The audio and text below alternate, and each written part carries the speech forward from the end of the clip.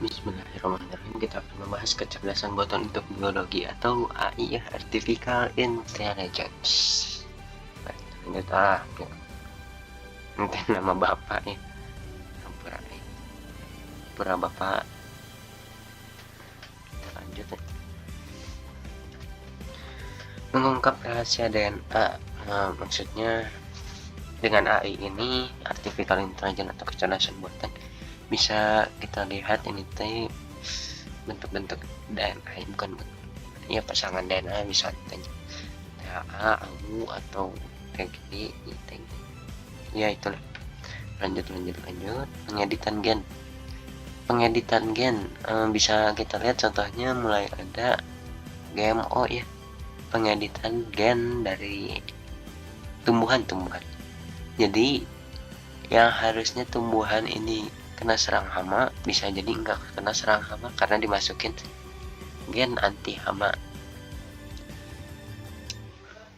Tapi cara ini cukup bahaya juga ke manusia ya, soalnya kan dimakan sama serangga hama serangga aja udah gak mau kan gitu dimakan, tapi ini dipakai buat dimakan ke manusia, jadi agak bahaya juga ya. Lanjut lagi, ekspresi gen.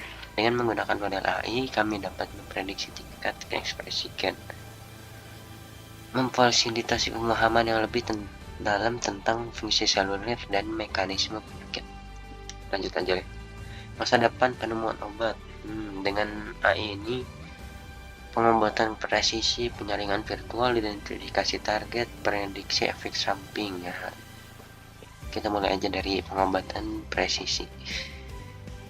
Algoritma AI membantu mengidentifikasi pilihan pengobatan. Jadi misalnya kayak gini, keluhannya apa bisa kelihatan dari AI, jadi nggak usah menggunakan lagi tenaga dokter atau ya ahli, udah nggak perlu lagi dengan adanya AI ini.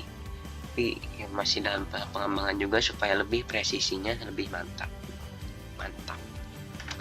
Penyaringan virtual melalui screening virtual AI, kami dapat cepat mengidentifikasi kandidat obat yang potensial sehingga mempercepat proses pembuatan.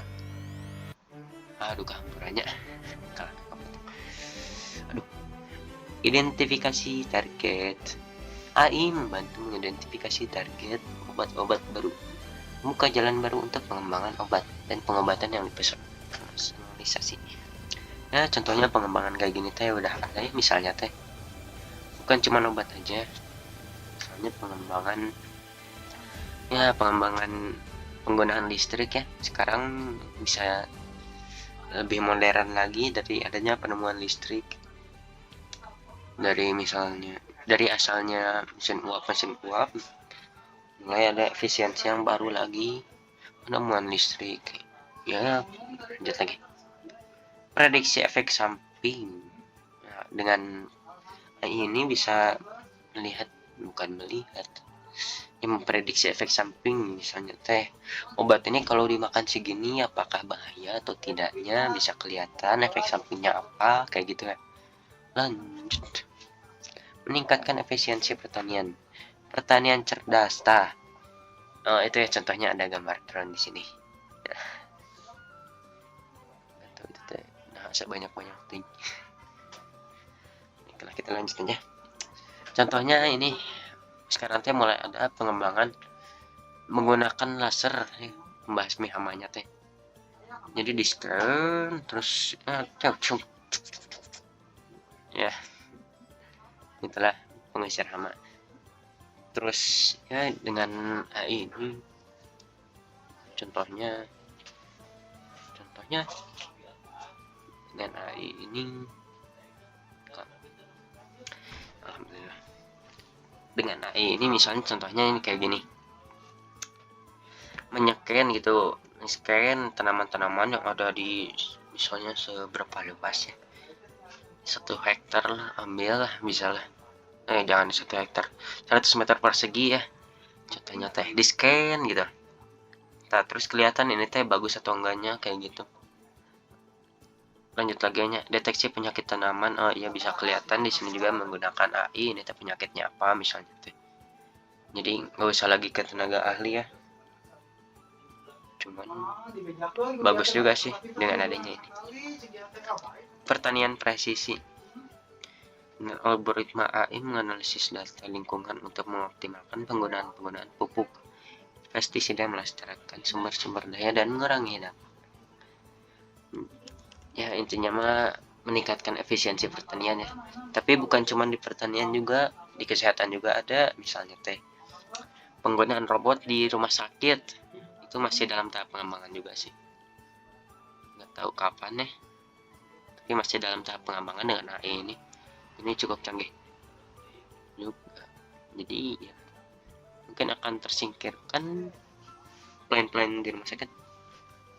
Lanjut, memahami jaringan biologis, visualisasi jaringan, analisis jaringan, permodelan jaringan. Algoritma AI memberikan visualisasi intuitif dari jaringan biologis yang kompleks, membantu dalam eksplorasi dan koneksi yang rumit. Analisis jaringan. Melalui AI, kita dapat mengungkap pola tersembunyi dalam jaringan biologis, mengungkapkan interaksi baru dan target obat potensial.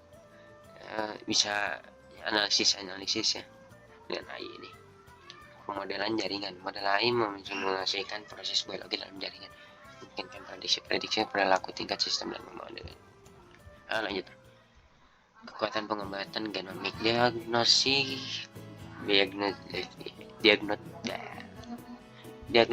prediktif. Dengan menggunakan AI bisa memprediksi resiko penyakit ya. Contohnya kayak gini, dengan artificial intelligence ini, kecerdasan buatan, misalnya kamu makan segini, bisa kelihatan nanti kolesterol berapa, ya bisa kelihatan lah kayak gitu data-datanya. Terus mungkin kalau lebih dikembangkan akan memberikan solusi, misalnya harus olahraga segini minimalnya, tapi jangan terlalu banyak juga ya, kayak gitulah. Masih dalam tahap pengembangan juga ya. Diagnosis penyakit langka bisa dengan AI ini. Genomik kanker, misalnya dengan scan ya, dengan menyaksikan tubuh kita bisa kelihatan kanker di belah mana kelihatan ya dapat. Model lain mengoptimalkan pemilihan obat-obat berdasarkan profil genetik, meminimalkan reaksi obat yang merugikan dan meningkatkan hasil pengobatan dengan AI. Lanjut saja, pencitraan biologis dalam berkemampuan AI, analisis mikroskopi. Misalnya contohnya ini, mikroskop elektron, supaya bisa kelihatan lebih jelas lagi, zoomnya bisa beribu-ribu ya dengan elektron. Pencitraan medis, misalnya di sini ada ya CT scan, bisa kelihatan penyakitnya apa, misalnya kayak gitu di dalam cara apa, misalnya besi masuk dengan ini bisa kelihatan ya. Ini nggak usah lagi dibedah,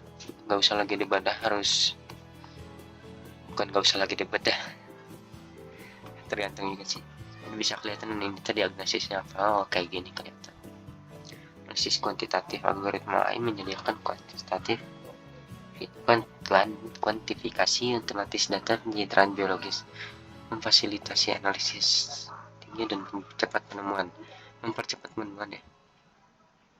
Lanjut lagi, ini pertimbangan etis, privasi data, biasa algoritma, tanggung jawab dan manfaat. Transparansi dan akuntabilitas.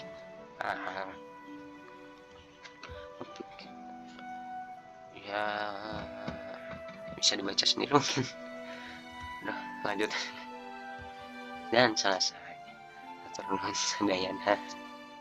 Assalamualaikum.